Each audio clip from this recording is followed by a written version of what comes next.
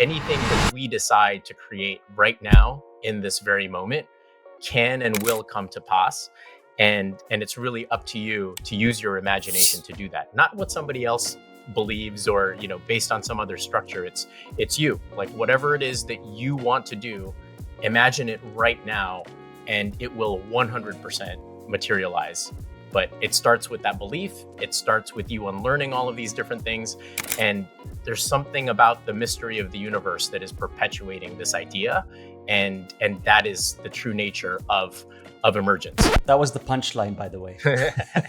That right there is the minute 31 is the punchline delivered by Nikos of this episode.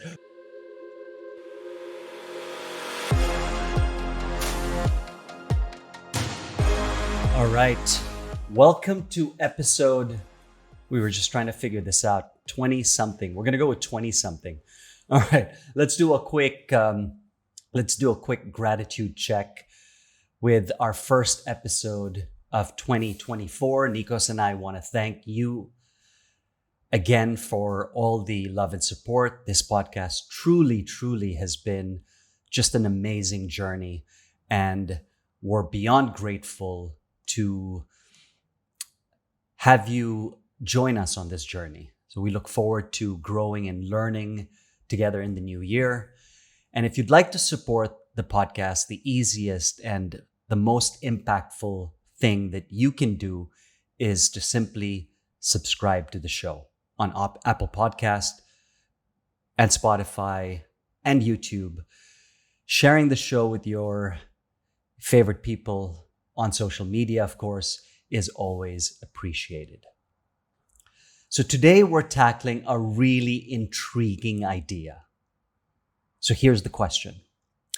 What if the key to achieving your dreams isn't about stuffing your brain with more information, but about unlearning stuff that's just cluttering up your mental space? I know it sounds counterintuitive, but stick with me here. So in a world brimming with information, we often find ourselves on this relentless quest for more books, more podcasts, more knowledge, more New York Times best-selling book, right? And what if it's not about acquiring more information or more knowledge? What if it's just about unlearning outdated information, beliefs, habits, ideas that are no longer serving you? So let's dive into what unlearning actually means. Unlearning is, at some level, letting go of a lot of what you have accepted before in the past. Even though we look at knowledge in Western culture and civilization as something of astute value, and it's created lots of the greatest innovations that we have of all time, right? But there's also an aspect of this in terms of letting all of that go in order to create what's next. Because if everything is indeed a mental framework or a mental construct, then that in itself needs to be let go of in order to fill your cup with something new. So I'll start there because there are a lot of different layers to this that I think listeners will want to be privy to.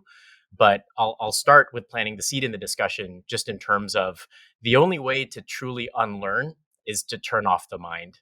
And that's a bit of a conundrum because you feel like in order to learn a new skill, you need to unlearn a lot of other things, but that's still kind of a construct in itself of the mind. But I'll start there because there's a lot of different directions we could go with that. Yeah. So it's more, I like that point of, quieting, or what did you say? Turning off the mind, right? To me, it's more than just forgetting or discarding knowledge. It's really about challenging your predictable ways of thinking, acting, and feeling, which dovetails to your point of quieting the mind. Because when the mind is not quiet, we're behaving in somewhat predictable ways, right? And in order for us to be unpredictable, we have to step into that unknown, right? That space of not knowing. And in the space of not knowing, because we can't predict what's going to happen next, the mind essentially is on its way to become a lot more quiet. Because then that, when we linger in that space of not knowing long enough, then we surrender to the moment, right? Yes. So it's a really powerful idea, right? But I want to take a step back.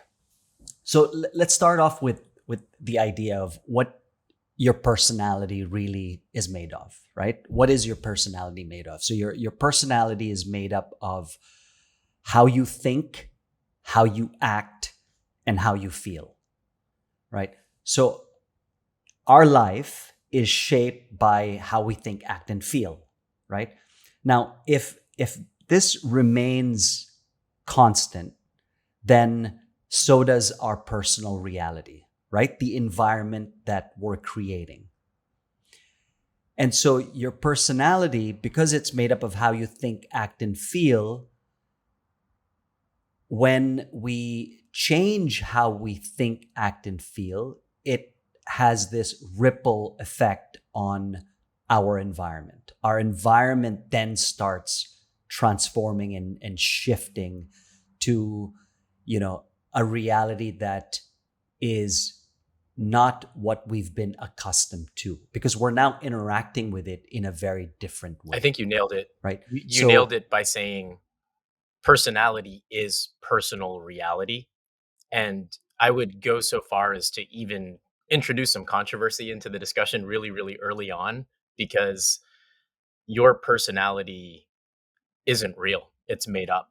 It's what you've made up because of maybe where you were born, or your ethnicity, or your nationality, or the role that you're intended to play now. But I'll ask an even deeper question, which is, what if you just unlearned all of those things too? What if you, what is pure, who are you, right? Like, you asked that question at the beginning of our entire series, is just, who are you? And then I believe I listed out things that were just my Oh yeah, I experiences, remember and that. kind of like, well, and then we can go toe to toe and do like, okay, this is my resume, and this is the journey that I've been on. And I was very, filled with a lot of mind, and I dominated the external world, and then now I'm the internal world type person. And those are all explicit definitions and constructs. But if you look at deconstructing and peeling back all of the layers of who you actually are, we're all the same, which is just pure consciousness. And we can take a lot of these inputs from the moment, and then redefine those things into other constructs. But really, when you peel all of those layers back, it's just pure creativity, right? Pure imagination. And I'll say one more thing about the unlearning process, because it's a component of what you need to do. And it's basically turning off the mental narration of what's going on in the moment, and just having that direct experience, which is also tied to what happens when you peel all of those layers back, and you just become pure creativity and pure consciousness. Yeah, one of our favorite authors calls it the crazy roommate, right? Michael Singer, in his book, I believe it's The Untethered Soul, he refers to that voice as the crazy roommate. And so why are we talking about unlearning, right? When I think of unlearning, I think of, there's something out there. There's something that I want to introduce. There's something in my personal reality that doesn't exist right now. So clearly it doesn't exist because my thoughts, my actions, how I feel in my body, the choices I'm making is equal to the reality that I've currently created. So in order for me to create a new personal reality, I have to change the way I think, act, and feel, right? Because if we're always reacting to the same old emotions and thoughts, we're basically living in the past. right? It's what's already happened that we're continuing to perpetuate in the present and into the future, right? So what's the solution? How do we actually break through or break free from those predictable, familiar, known patterns of thoughts, actions, and feelings? So I think the first step is to make new choices or make different choices. And making new choices feels really uncomfortable at first, right? Because essentially by making new choices, I want to ask you this actually.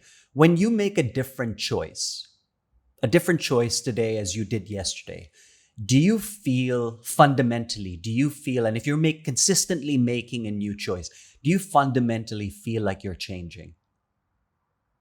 I'd say You, I'd Nikos, say as, yeah, yes, but there's a yes but or a yes and to this, which is it. I don't consider. I used to feel like every choice that I made has certain consequences, right? Different decisions lead to different reactions. For every action, there's a an equal and opposite reaction, which is true.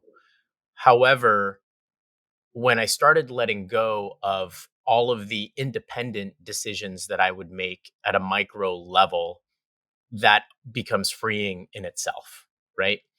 And I start to get really, really annoying with the people around me. And here's why. If you're so free flowing and in the moment where you feel like choices don't really matter as much, and now this gets into something a little bit deeper, which is much harder, right? It's surrender versus outcome, acceptance versus surrender, which are two meditations that I've been challenged with for the last few years. But as I've told you in a recent episode, that I've broken through most recently in December. But when I start to kind of take a step back from the choices that I make and looking at most choices or most decisions that need to be made as just, it's not A or B, it's both, and it's both at any given time, then that is a lot more freeing than having to make a ton of different micro decisions, which I've done too, right?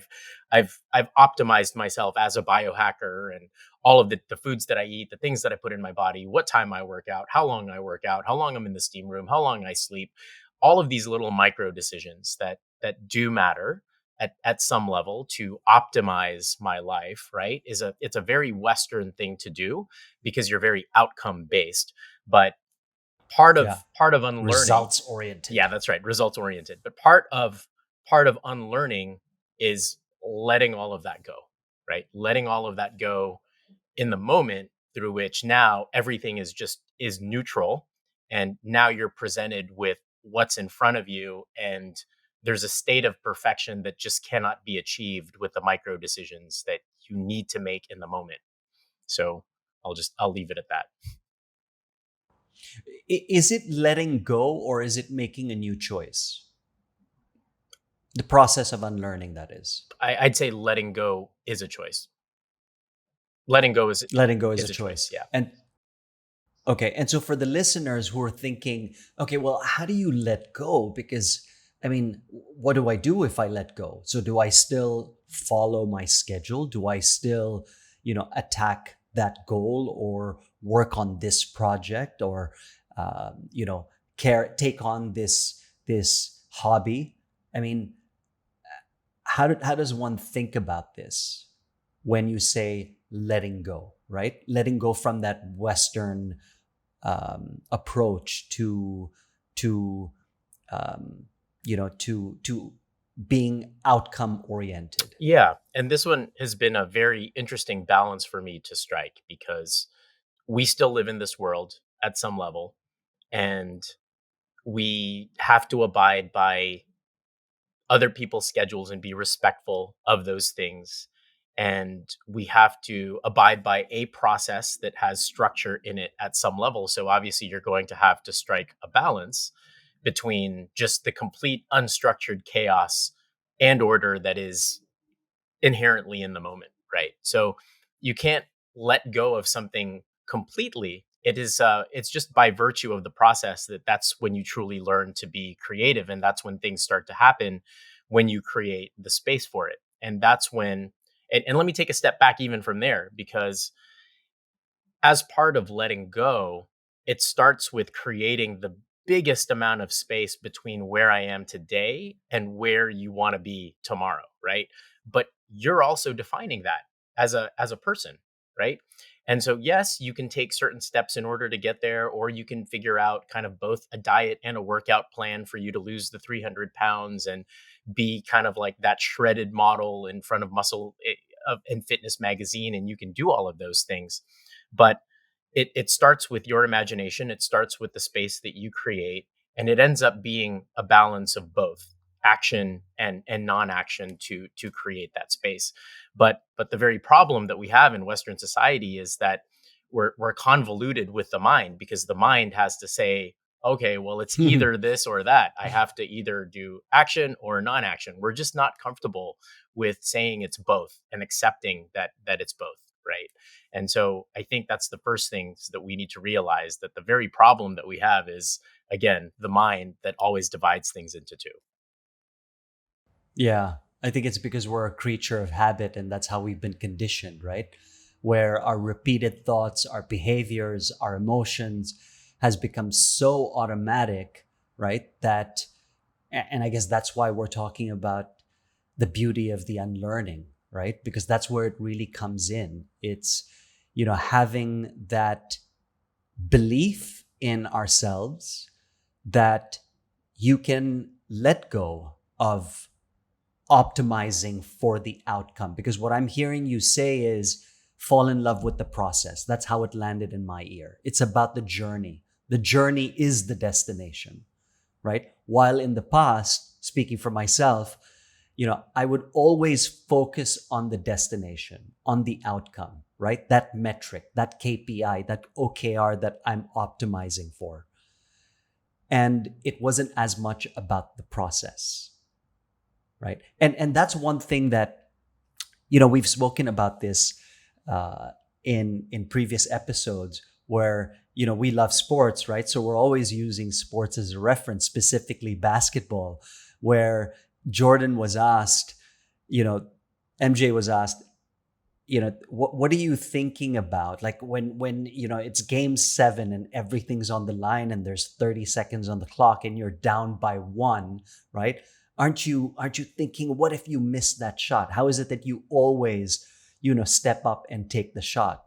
He's like, no, I'm not thinking about if I miss the shot, because if I think about missing the shot, I'm already in my head, and if I'm in my head, I'm dead, Yep. right? What I'm thinking about is the process, right? The jump, the release, where I am, how I'm feeling in my body, right? So, and I think that's where the unlearning really comes in for most of us, is that that that balance, the dance between you know the process and letting go, Absolutely. right? That's a good one. Being involved in the process, letting That's a go. good one, because Jordan wasn't thinking about whether or not he would miss the shot, but he already had put in the countless hours in practice where he was visualizing in his head. And we did it when we played basketball. 3, 2, 1, fade away. Did I make it or not? Like, you would do that countless times. So then it becomes just automatic. But again, sports is a good example because it's very Western. But what we want to do is, the tendency goes to applying a process through which we can achieve that state of excellence. And it's even been cliched when a lot of the influencers would say, oh yeah, respect the process, and it's about those failures, and even that has been mythologized in Silicon Valley structure, right? Hmm. And culture as well, just in terms of overcoming all of these different obstacles. But do you I like to lean toward the arts and creativity, right? Do you look to Michelangelo's stroke when he painted the Sistine Chapel, right? There's truly something else going on here that cannot be deduced to, well, here, this is the methodological process of you modeling this stroke and that stroke. And by, yes, you can study what the great artists have done, and we get obsessed with studying what the greats have done, but there's also the acceptance of, hey, there's something else mysterious going on when an artist of their craft, whether it's a Jordan or a Kobe or a Michelangelo or a Da Vinci, there's something else going on inherent where it's not them anymore in that moment. The process has just taken over where they're not thinking at all, right? And that is true unlearning when you're utilizing pure creativity in the moment. The Greeks, they call it a daemon.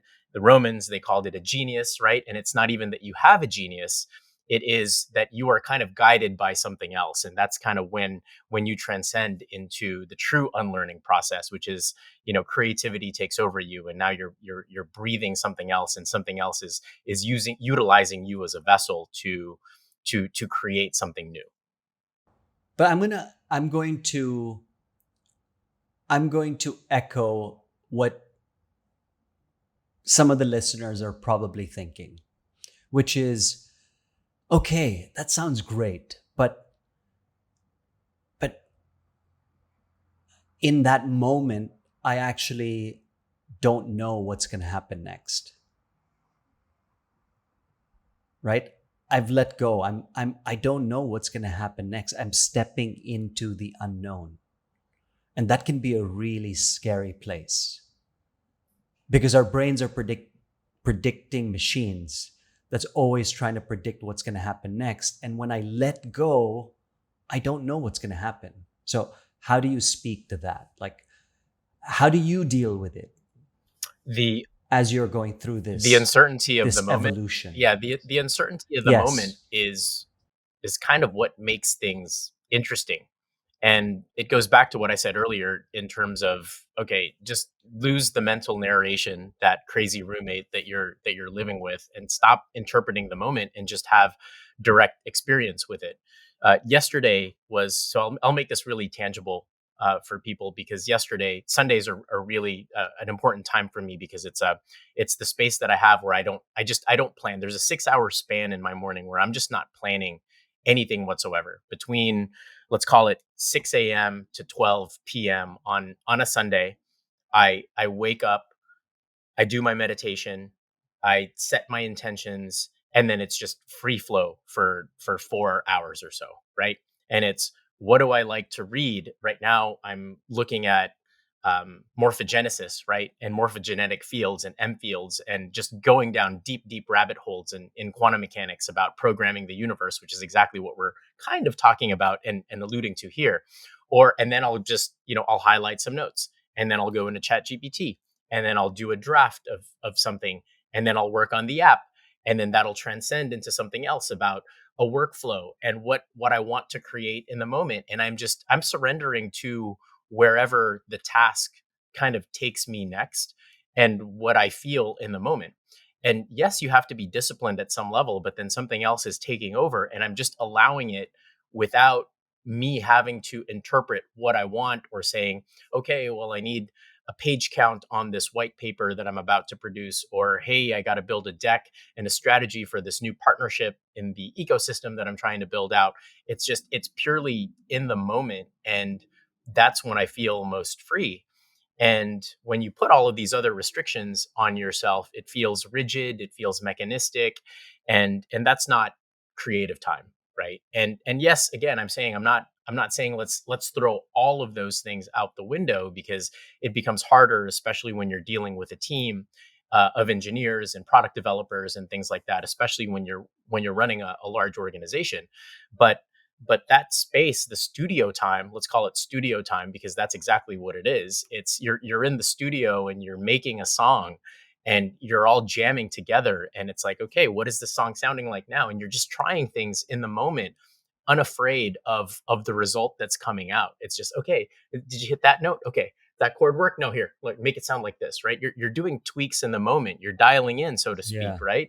And that takes on a power of its own. That's not, oh, hey, let's do kind of like this product development planning, sprint planning, and the next thing needs to look like this. Let's take in, the beta feedback and do that. It's a completely different process. And you just have to be aware of that. And then of course you're going to have to apply what works for you. Yeah. Yeah, that's beautiful. That really resonates, especially when you started off describing your Sundays, because what that tells me is that, you know, and for the listeners, unlearning isn't just about our professional lives, right? It extends to our personal lives as well, That's right. right? Our relationships and beyond. Hey there, we're taking a quick break from the show to let you know that if you'd like to invite Dhiren or Nikos to speak at your next event on topics ranging from emergence and the inner game to the future of AI, we've got you covered. Simply email us at info@emergencenowpod.com. Once again, that's info@emergencenowpod.com. Now, let's dive back to the show. Unlearning is really challenging our current personality. And as you described, you're embracing this new experience of just going with the flow and not having, a predictable, known, familiar schedule or process. It's about letting go of what you know and stepping into the unknown, right? You're really stepping into the unknown. And I think that's where most people get, they trip up, or at least for me, in the past, when I think about not being able to predict what's going to happen next, it's really uncomfortable, right? Because it's no longer familiar. And so that's the real challenge. That's where the game really begins, right? Is being able to, and we've used the word surrender many times, but it's really about just letting go and surrendering to the moment, right? And I like to make it tangible by saying, and trusting yourself that, to your example about Jordan, who's been in that situation in his mind, he's taken, not just in the three-dimensional space, has taken those jump shots hundreds and thousands of times, but he's also done it in his head, right? He's visualized the outcome. And then when it comes to the moment, you just let go because you've been there. Yeah, I'll even say So weirder things are starting to happen, right? Like just by virtue of us starting this podcast, and we've told the story about how it came to pass and how you approached me with it. And now fast forward 20 plus episodes later, you are suggesting and the last 3 episodes have been exactly like this, where you would tee something up that has already been percolating in my mind, but I had done zero to make it happen, right? I didn't say, hey Dhiren, like let's jam through some notes and do that. Just for some reason the space was created, and we're talking about, well, look at my realizations from 2023. Everything that I've learned is from the most part, to my understanding, 80%, 90% of what you've learned in 2023.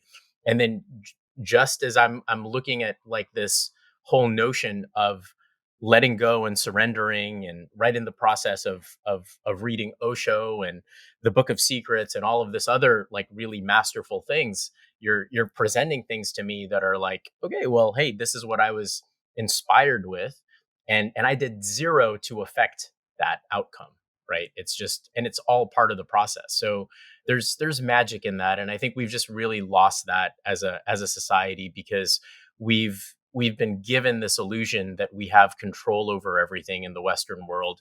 And this goes into what my area of study right now, which is, going back to the foundations of the observer effect. Just by virtue of observing something, you are changing the orientation, you are changing the outcome of that experiment, whatever it is that you're measuring, right?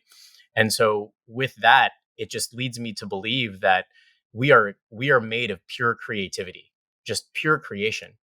And this world is software. I'll just leave that right there. Like anything that we decide to create right now in this very moment can and will come to pass. And it's really up to you to use your imagination to do that. Not what somebody else believes or, based on some other structure. It's you. Like whatever it is that you want to do, imagine it right now and it will 100% materialize. But it starts with that belief. It starts with you unlearning all of these different things. And there's something about the mystery of the universe that is perpetuating this idea. And that is the true nature of emergence. Not to force a mic drop, but that's 100% what we're talking about here. Yeah. Well, that was the punchline, by the way. Yeah. That right there is the minute 31 is the punchline delivered by Nikos of this episode. But it's so true. It's funny you say that because the last 3 episodes, I mean, if we compare it to the first few episodes where, I would give you some ideas, you'd give me some ideas, we'd bat it around like midweek, and then we'd land on one, right? And the last 3 episodes, I've suggested something to you and you're like, I was thinking the same thing. I think that's a great idea, right? It was already there. It's funny there's you that, say that. But then I'll also echo when you were in Chicago, where we were both pretty unprepared of what we want, and we cranked out 5 episodes. And from the time you came, we were just batting around some ideas. So yeah, this would be interesting. That would be interesting. And just like that, the 5 episodes went, we were just dialed in. We were in the flow. And those came out the best. I think people were like, okay, not just the quality, you guys were in flow. You didn't plan what you were saying. And that's pure studio time right there. Right. Yeah. Yeah, you're right. You're right. And I really enjoyed the last 3 episodes. Specifically, I really enjoyed, our time together in the studio in Chicago, right? There's something about just the nature of just being in the moment and just really dropping into the unknown. For me, for a long time, right? Something that I've had to unlearn for a long time, and probably, most of the time that you've known me, I thought success meant going full throttle in everything, like literally everything from work to fitness, to my hobbies, to parenting, right? Every facet in my life was all about full throttle.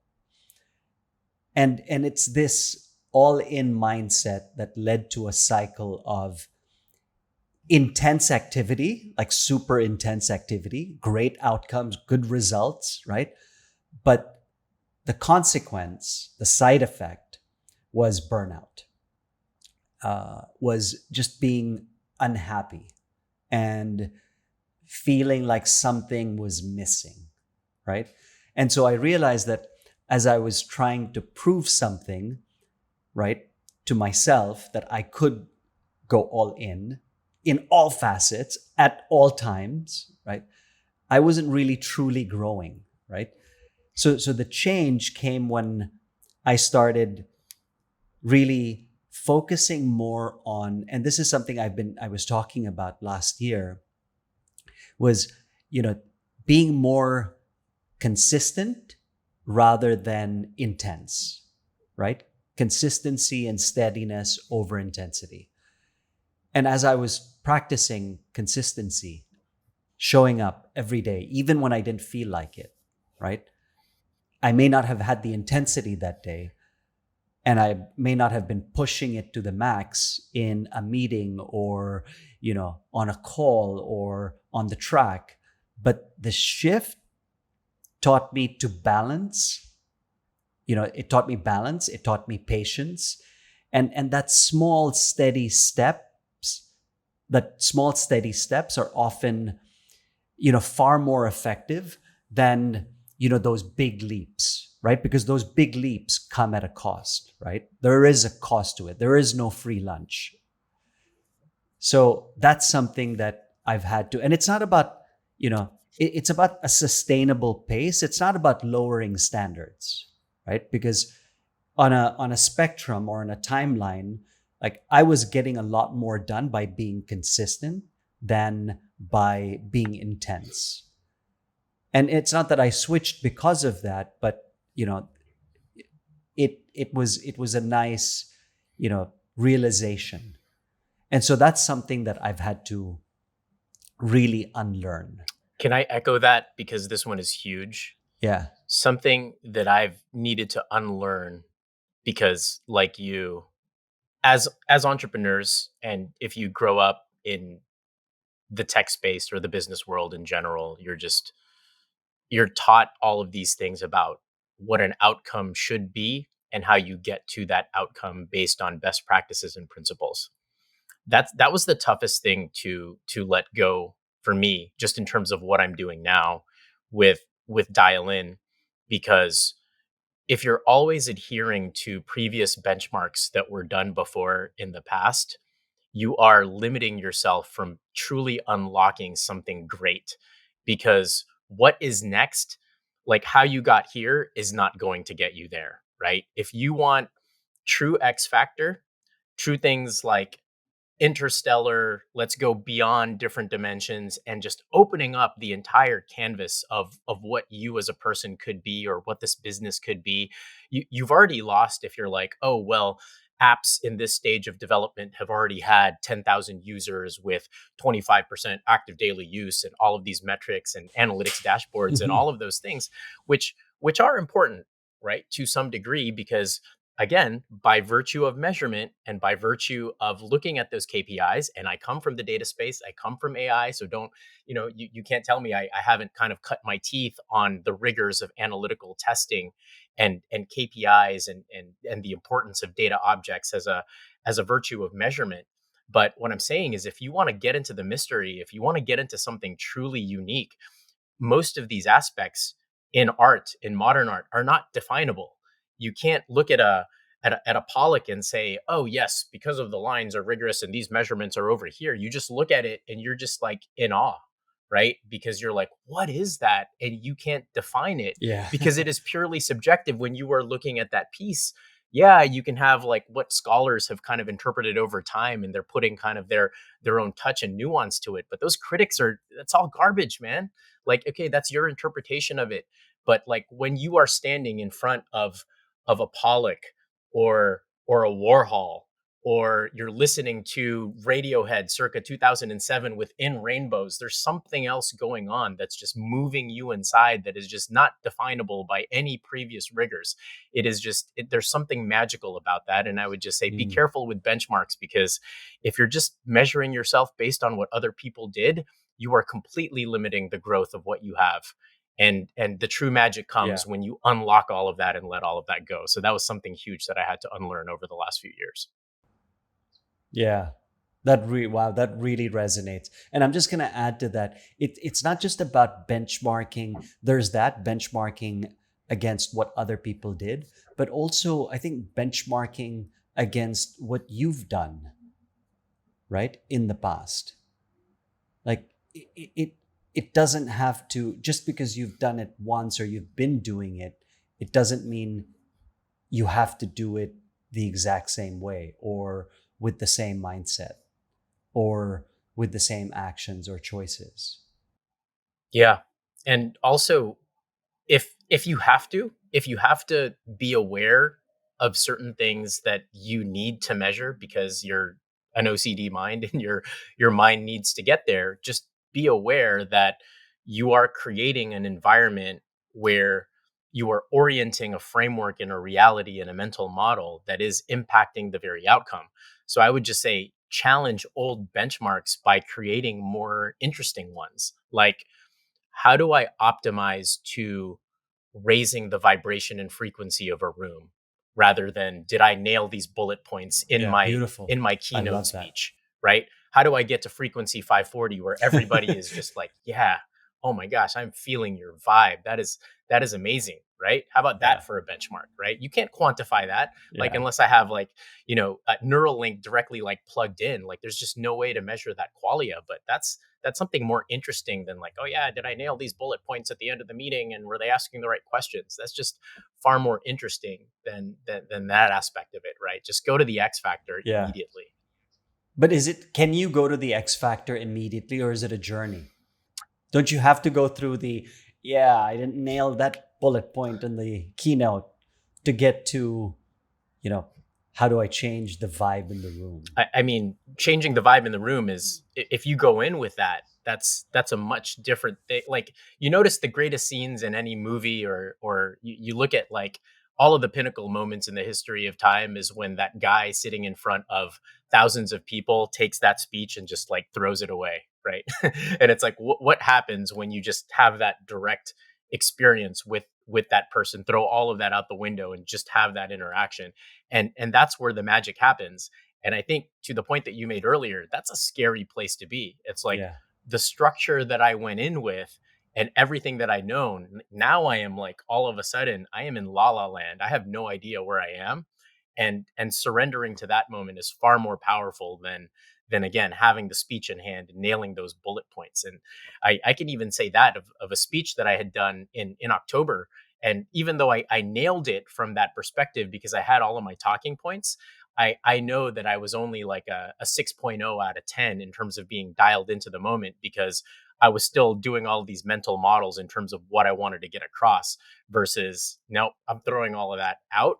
And this is like, you know, Nikos untethered. This is Nikos vibrating at a 1000, and I want to have a direct connection. Forget this deck, forget absolutely everything. And now that's the only place I want to come from, is just vibrating at 1000. You said something that's beautiful. Uh, Vibrating at 1,000. I love that. You said something that's really interesting. Uh, Not to digress, but you said I was a 6.0 out of 10, right? I was a 6 of 10 in that Yeah. keynote. If I were to ask the people in the room, right, what would they have said? I mean, they would have said I nailed it. Like, Yeah, the things that I exactly. said were, yeah, right, Exactly. right. Yeah. Yep. And But what I another was thing, feeling was not I a 10. understand. I Yeah, get it it. was. I get Yeah, it. It was your yeah, feeling. You were in the yeah, head, right? In the body. yeah, right. But one thing I've realized, and this was,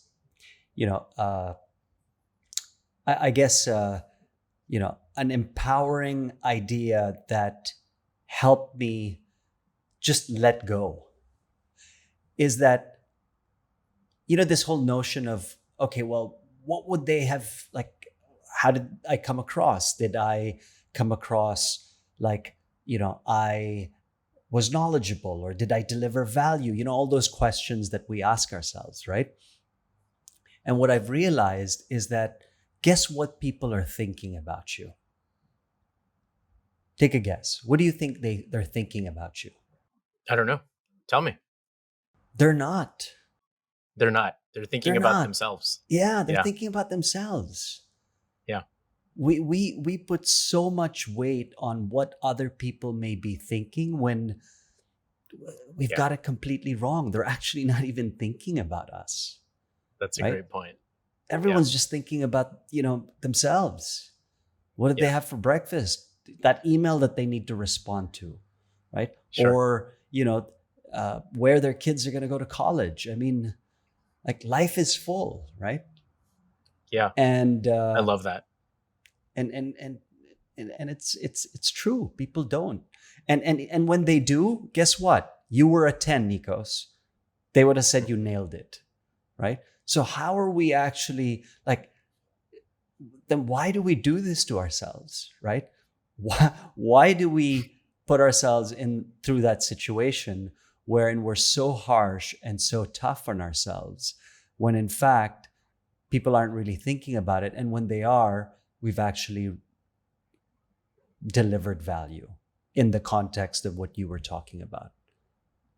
Yeah, that goes Yeah. back to the Michael Singer inner crazy roommate, right? Like, and if listeners can come away from the one thing in in this podcast. It's just turn that inner critic off at all costs, because I would argue that it's delivering almost no value. Obviously no value in the moment, because in the moment it's pulling you in your head, and you're not just having access to everything that you've been given.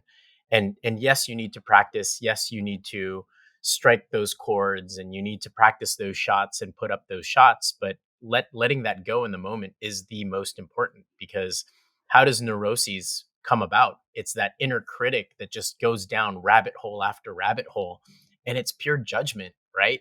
It's just constantly, did I do this? Did I not do this? So I could have been better here. I could have worn this. I could have had a little bit more coffee. And yeah, ultimately, it's just, you know, everything is perfect. And that is the toughest one for me to have come to, just coming from all of this, mental models and structures and standards, and all of these benchmarks, and coming from the data world. It's like, well, yeah, we need to measure absolutely everything, and we need to have evidence-based stuff, but it just tends to take the magic out of pure creativity. And I'm like, as much as I enjoyed being a scientist, I'm like now moving into the world of being a pure artist, and it Beautiful. feels so much better.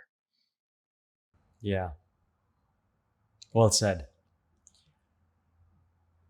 So, I was sharing earlier about how in the past I used to be focused on intensity, right? And now I'm more mindful and conscious about just being consistent, right? So we just had dinner uh, about half an hour ago before I jumped on here with you.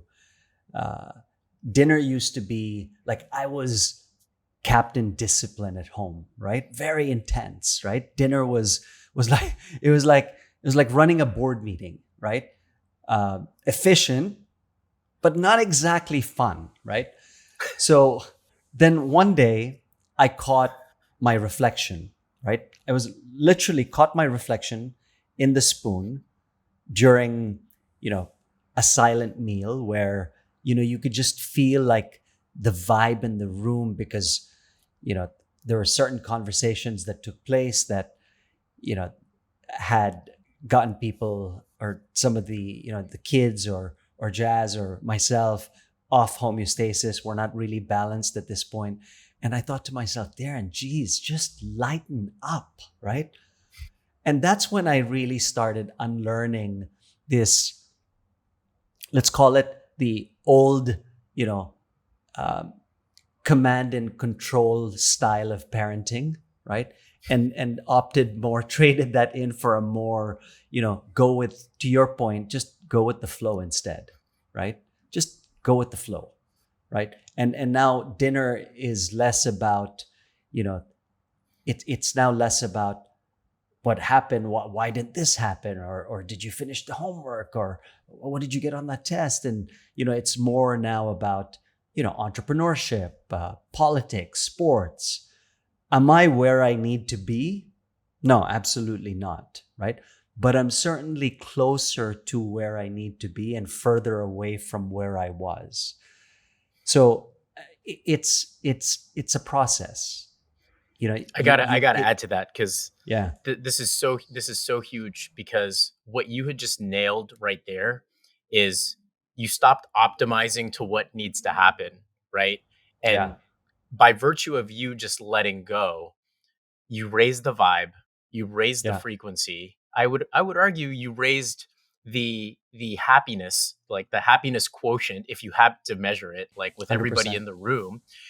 And that's the irony of all of this, right? It's like everybody externally feels like, oh, in order to get to this feeling that I could have right now without having 100,000, a million, a billion in the bank, we're chasing after all of these external things, when really all we really need is that frequency in the moment.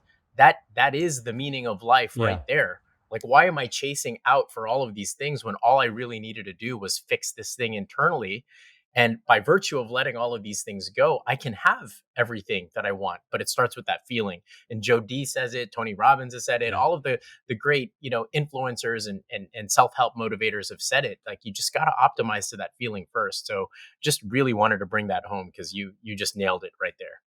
Yeah.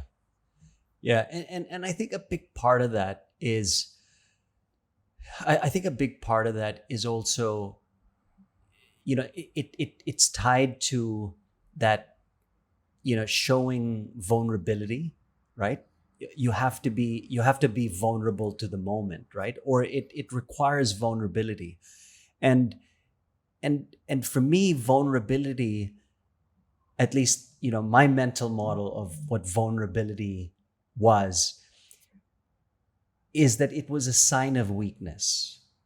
Growing up, I was bullied, which it led me to think that I always needed to I always need to appear strong, and I always need to appear like I'm in control. Even, at dinner, I need to be in control, right? But I've learned that it's not true. Here's another thing I had to learn, right? Being vulnerable is actually about being brave and real, right? Like, that's vulnerability. And now in my relationships, in my coaching, I've started sharing on social media to a certain extent. I've started sharing, and on this podcast, my own struggles, like recent challenges with training and mental health, and this really started opening up a new level of trust and connection that I've experienced, that's so powerful with people around me. And it showed me that, it's like that conversation we had when we were walking by the pier. I don't know if you remember it, but I remember it like it was yesterday. Like, we Of course had, I do. it was such a powerful moment because we were both so vulnerable, right? And Yeah. it showed us that it's okay to have difficulties and challenges, and we're working through them, right? And so unlearning that belief about vulnerability has been a total game changer. And as I'm listening to playing our conversation back, I feel like when you unlearn one major thing, it has this knock-on effect. Do you see that? Yeah. Do you see how Yeah, when you 100%. untether from one major thing, it basically has a ripple effect on another, thing that we're holding on to, a belief, an approach, a thought pattern that we start, uh, pruning away. Yeah, and you just become Yeah. more aware when you get pulled back into the box, so to speak, or when you get pulled into like a lower frequency. You're just hyper aware of that. You're like, whoa, this doesn't feel the same. And Yeah. and that's when you have the super consciousness separating your emotions from the mental mind that's constantly narrating, constantly giving you criticisms and judgment. And so the more you can distance yourself from that, that's when the true magic starts to happen. So you're Yeah. absolutely right. The knock-on effects, the ripple effects are significant. Okay. So what do we do? How do we do it? How do we start training our brains to unlearn? Right? We know we need to do it, but how? Like, this is probably what all of you are wondering. So Nikos, let's give them. I'll start with one how. Okay. So something that's been a total game changer for me is the 30-day journaling approach that I've taken. So essentially how it works is it's not just any journaling. It's basically focused journaling. It's a focused exercise to help me become more aware of my current mental and emotional patterns and consciously create new ones. So I do this I've done it for 30 days straight, right? So in everything that we discussed today, the key to unlearning really is, if for me, if I had to distill it down into one word, it's awareness, right? We first have to recognize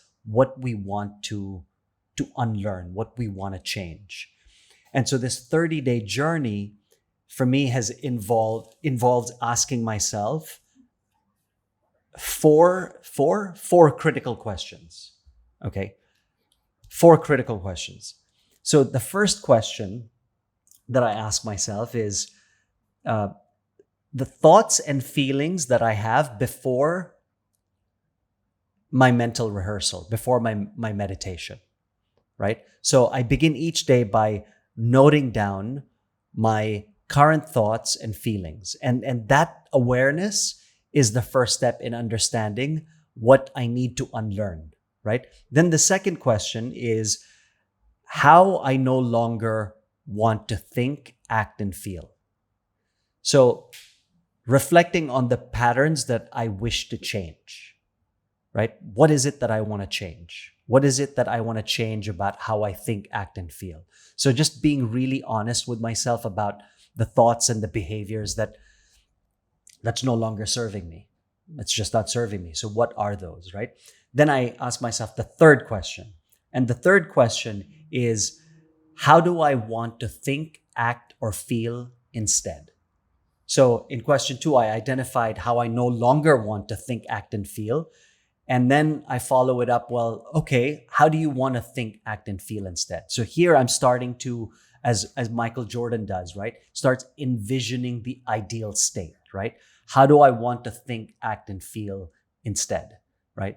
So this visualization is really crucial in the unlearning process because, so Donald Hebb was this German neuroscientist who he had a lot of theories, and but one that really sticks out is that nerve cells that fire together wire together.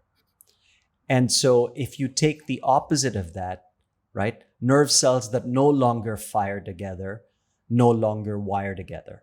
But it's important for us to understand what those nerve cells are, right? And so that's what really happens with question number 2 and 3. And then the fourth question is, how have I planned my day for my new state of being, right? So I've got this new state of being. I basically now, have a definitive way of how I want to think, act, and feel. Now, how am I going to plan my day based on that, right? So how do I plan my day around this new mindset? So going back to one of the things that I had to unlearn, when it comes to this approach to unlearning, consistency is key. That's why it's 30 days, right? Every day is essential, right? To really solidify that new way of thinking, to really, unfire and unwire old thoughts and patterns that are no longer serving me, and then firing and wiring new thoughts and patterns that I want to have instead. Awesome. That was awesome. I'll piggyback off of what you had said in sequence, and then I'll simplify just because I think they are all components of the same technique. And I'll break it up into 3 parts: create, meditate, and breathe. Create, meaning creating space. And you mentioned journaling. I think this is a huge part of it. So creating space with no objective outcome, but letting your imagination run wild just with respect to who you can become in the future, right? And this is beyond your imagination. Just what is the absolute like the biggest gap that you can create between who you are today and who and where you can be tomorrow, right? The most magnificent, stupendous, most ridiculous, astonishing space possible. And that's creating space. And I don't want to be too prescriptive about that. So I'll just say that creating space, right? And then not being prescriptive about filling that space. And that's a notion of surrender, which is guess what or who fills that space on your behalf. I'll leave it at that. Meditate. That one is a little bit more prescriptive because we know that one. It's kind of obvious, right? Yes, clear the mind, turn it off. But there's something very specific in this technique about meditation, and that's breath work. And I am not negating anything that the transcendental meditation folks or culture have implemented because they've done significant amount of things to benefit people's lives. But when you're doing a mantra, so to speak, your mind is still on, right? And so how do you get into the meditative state? By clearing that space that's turning it off, and also getting into breath work, like very, very deep breath work. And I'll say the last one, the breath work, is just by focusing on your breath, where the passage is coming through and the space in between breaths, right? What happens in between the inhale and the exhale. And if you just do that on a day-to-day basis, as consistently as 30 days, but also going beyond the meditation and going about your daily lives and also breathing and being focused on that breath as you're walking to work, or you're in the subway, or even a moment before your next big meeting, before a Zoom call, when you're just noticing that breath, that starts to create space for something completely new. And that is a masterful technique that is very, very hard to implement, but that is the key to doing everything that we've talked about with respect to unlearning. Well said, my friend. Okay, as we wrap up today, we want to ask you a question. What's the one thing that's been holding you, or what's the one thing that you've been holding on to that's really not helping you grow? What's that one belief, that one habit, that one thought pattern that if you start unlearning today, like right now, will make space for something new to come in? Because it's not about filling up sometimes, it's just about letting go, as we discussed, right? And that, my friends, is where the real growth happens. So thank you for tuning in, and we can't wait to catch all of you in the next episode. And remember, life is not about learning more, it's about unlearning what's been holding you back. Until next time, our friends, keep reimagining your reality. Ciao. Thank you for tuning in to Emergence Now, where we explore the emerging trends, technologies, and ideas that are shaping our world today for you to discover yourself. We hope you enjoyed this episode and gained valuable insights that you can apply in your own life. If you want to stay up to date with our latest episodes, be sure to subscribe to our podcast on your favorite platform. And don't forget to follow us on social media, where we share additional content, engage with our community, and keep the conversation going. Thanks again for listening to Emergence Now, and we hope you'll join us for the next episode.